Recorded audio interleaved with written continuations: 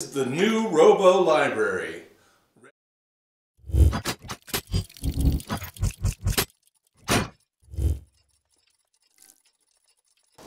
You may have heard of the Little Free Library project. It's a neighborhood effort. We built these little free libraries around the neighborhood, and you take a book, leave a book. They're registered at littlefreelibrary.org. This one's number 8920. This one also had a companion, Robo. I did some work on Robo before. I sealed up the leaks, built these arms for him because the old arms had a bunch of sharp points and stuff on them, but he's seen better days. Today's project is we're building a new Robo. Okay, so we'll start with this box that I got over at Ollie's Surplus Stuff on Folsom Boulevard in Sacramento, California. Now, they did not pay me to say that, but they did give me one killer deal on this box once they found out what I was using it for, so they deserve a plug. The first thing we're going to want to do is plug up all the holes, and I'm going to just do that with the MIG welder. And since I'm going to have the welder out anyway, I think I'm going to put some decorations on there. Maybe something like that. Find some other scraps, see if I can work something out.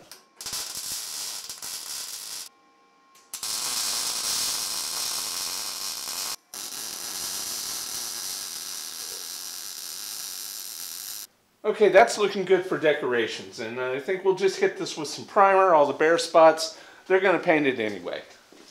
And okay, I got a piece of 1/4-inch plywood. We'll just pop that right in there. And it's hitting the hinge over here, but I should be able to flex it a little bit to get it past. Okay, so that's in. That's not going anywhere. This thing's 19.5 inches tall. I want the top shelf 10 inches.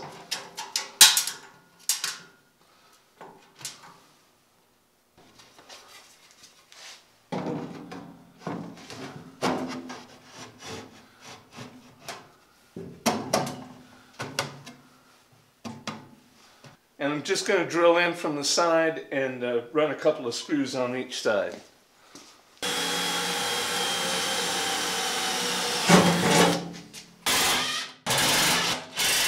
Okay, the only thing left to do is I got to make a handle for this latch. So that's next. Now this thing here is what holds that, and it's cheap pot metal, so I'm going to make a new one out of steel. So this is the plug that came out of that latch mechanism, and this is what I made. And yes, I used the lathe to do it. But I did it off camera because I didn't want people's attention drawn to the lathe. But now I've got to put this square notch in the end, and we'll just use a file to do that.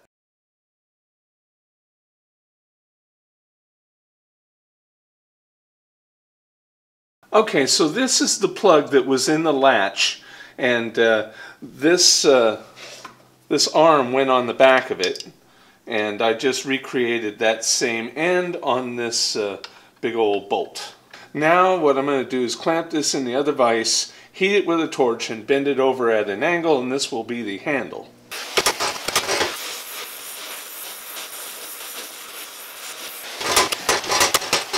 Okay, so we've got our decorated box, and it has a latch on it now, and we've got the lining. Now we can move on to the legs.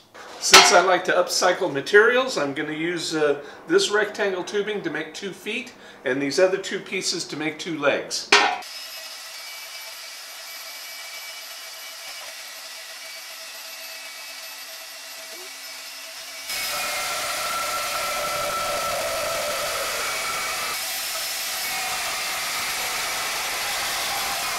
I decided to break out the plasma cutter because the bandsaw is just not doing so great once I cut the sides.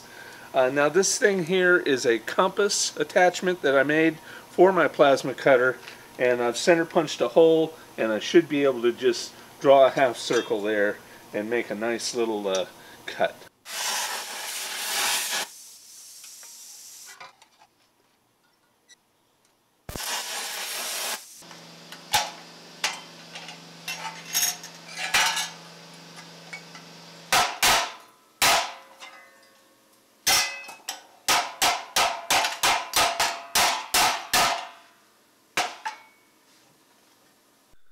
So here the camera's microphone battery died. and I'm making the feet and the legs for the thing.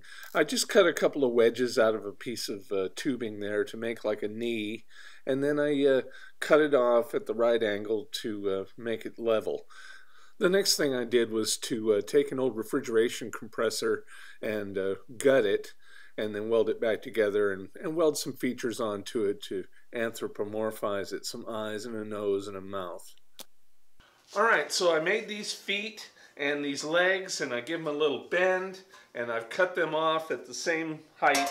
Now I'm going to weld them onto the top of the box, and then we'll put the head on, and I think I'm going to reuse the arms off the old robot.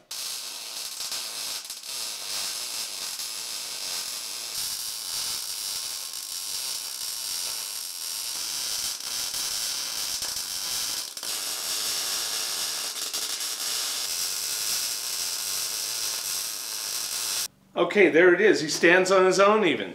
The last thing is to reinstall the arms. These are the arms off the old Robo library, and I think I'm just going to punch a couple of holes and bolt them on. Okay, well here he is, the new Robo library, ready for paint. Okay, so he's looking pretty good. The neighborhood kids are going to paint him. The last thing I want to do before the install is weld this rebar onto the bottom of his feet, because I'm going to plant him in concrete out there. I've got the smartest dog. When I turn the welder on, she leaves the room.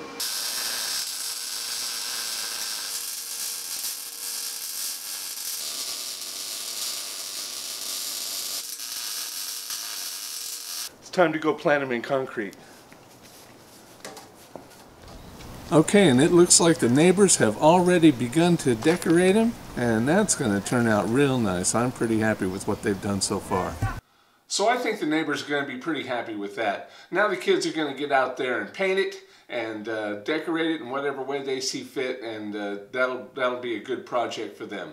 It's completely waterproof. It's a little bit taller than I was hoping, but I'm going to use the legs off the old one to make a step right in front of it, and I think that's a good way to preserve part of what was there and usher in what is now there. So if you want to see the result of that endeavor, find me on Instagram. My name there is Wildman.Tech, and something I want to let you guys know about: almost all the parts for the next generation injection molding machine are here, and once they arrive, that will be the next project, so look forward to that in the next couple of weeks. Anyway, that's all for this week. Please like, comment, share, and subscribe. Click up here to see my last video. Click over here to see something of mine that YouTube thinks you'll like. And have a good one.